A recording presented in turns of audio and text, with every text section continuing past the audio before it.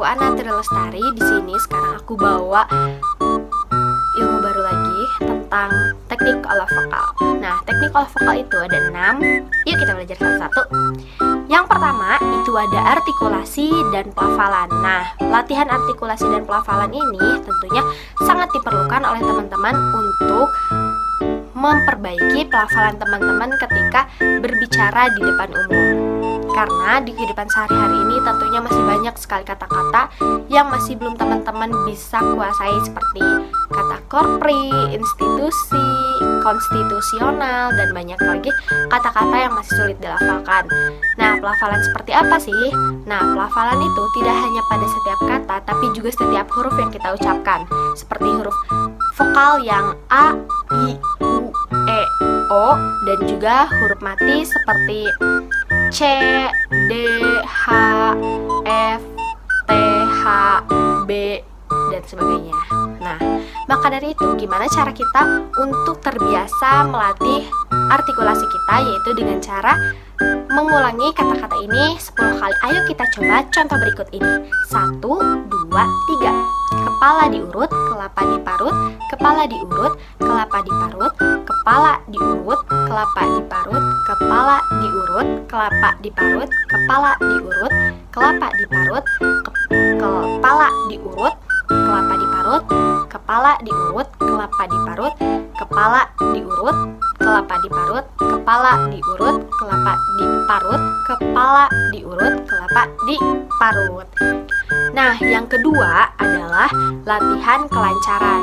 Audiens akan memperhatikan kelancaran kita jika kita sudah terbiasa berbicara di depan umum. Maka dari itu kita bisa membiasakan diri kita untuk membaca naskah terlebih dahulu atau melafalkannya.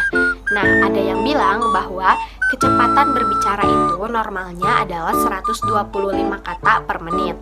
Nah, namun ada beberapa orang yang berbicara terlalu lambat saat presentasi, dan itu membuat audiens menjadi bosan dan juga terlalu cepat, dan itu akan membuat audiens jadi kesulitan untuk menangkap apa yang dimaksudkan oleh pembicara. Nah, contoh yang akan saya sampaikan adalah sebagai berikut. Assalamualaikum warahmatullahi wabarakatuh. Shalom, Om Swastiastu, Namo Buddhaya, salam kebajikan. Selamat pagi dan salam sejahtera untuk kita semua. Yang terhormat Bapak Mulyono SPT MTI dan kakak asisten dosen, juga tidak lupa teman-teman yang saya cintai.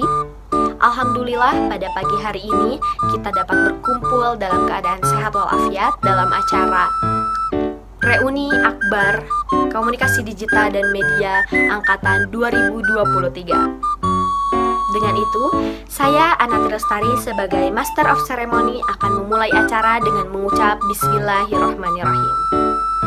Nah, yang ketiga adalah nada dan intonasi. Dalam berbicara, biasanya kita memerlukan nada atau lagu yang berbeda di setiap apa yang ingin kita sampaikan.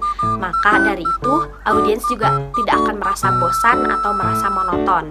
Adapun beberapa nada dan intonasi ini menentukan tentang makna yang akan audiens tangkap tentang apa yang kita bicarakan. Contohnya seperti ini. Es teh manis itu artinya es teh yang manis. Namun, ketika saya mengucapkannya seperti ini, es teh manis, nah itu bisa memberikan contoh makna bahwa yang manis adalah seseorang yang kita ajak berbicara. Yang keempat, kita akan berbicara tentang volume suara. Nah, dengan itu, ayo kita latihan volume suara dari yang kecil hingga yang besar, lalu dari yang besar hingga yang kecil. Yang pertama adalah, siapa yang tertawa sendiri di sana? Siapa yang tertawa sendiri di sana? Siapa yang tertawa sendiri di sana? Siapa yang tertawa sendiri di sana? Siapa yang tertawa sendiri di sana? Lalu, yang kedua adalah dari volume besar ke volume kecil. Kamu betul-betul hebat. Kamu betul-betul hebat. Kamu betul-betul hebat. Kamu betul-betul hebat. Kamu betul-betul hebat. Nah, untuk yang kelima itu ada latihan tempo. Tempo ini menentukan cepat atau lambatnya seorang pembicara berbicara atau menyampaikan pesan kepada audiens. Contohnya seperti ini. Yang pertama, saudara, monyet banyak sekali ditemukan di hutan Kalimantan. kalimat ini menentukan bahwa. Nah, ada 3 contoh yang bisa aku berikan. Yang pertama adalah seperti ini. Saudara, monyet banyak sekali ditemukan di hutan Kalimantan. Nah, ini memberikan maksud bahwa monyet terdapat banyak sekali di hutan Kalimantan. Jadi di hutan Kalimantan itu terdapat banyak monyet. Lalu contoh yang kedua.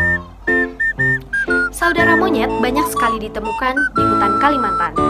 Nah, itu memberikan maksud bahwa banyak sekali spesies-spesies monyet yang lain di hutan Kalimantan, seperti orang utan atau yang simpanse dan yang lain-lainnya. Nah, untuk contoh yang ketiga itu seperti ini. Saudara monyet banyak sekali di hutan Kalimantan. Nah, kalimat itu memberikan kesan seperti saya mengolok-olok lawan bicara saya. Nah, itulah tempo. Nah, yang kelima adalah warna suara. Setiap orang memiliki warna suara yang berbeda-beda, baik itu ketika berbicara di depan umum atau ketika ngobrol biasa dengan teman-temannya. Nah, aku akan mencontohkan ketika aku berbicara tentang kalimat ini. Ini suaraku ketika aku melakukan presentasi. Sehari serasa setahun. Nah, lalu suaraku ketika aku berbicara dengan teman-teman. Sehari serasa setahun. Nah, selanjutnya adalah suaraku ketika aku memiliki flu atau ketika sedang sengau. Sehari serasa setahun. Lalu yang selanjutnya ketika aku sedang merasa serak. Sehari serasa setahun. Dan juga ketika aku mempraktekkan dengan suara orang lain atau karakteristik orang lain, aku akan mempraktekkan ketika aku menjadi nenek-nenek. Sehari serasa setahun. Oke, mungkin hanya segitu yang bisa aku sampaikan sampai saat ini. Semoga ilmunya membantu dan semoga apa yang sudah aku berikan memberikan banyak manfaat kepada teman-teman. Wabillahi taufiq wal hidayah. Wassalamualaikum warahmatullahi wabarakatuh. Dadah.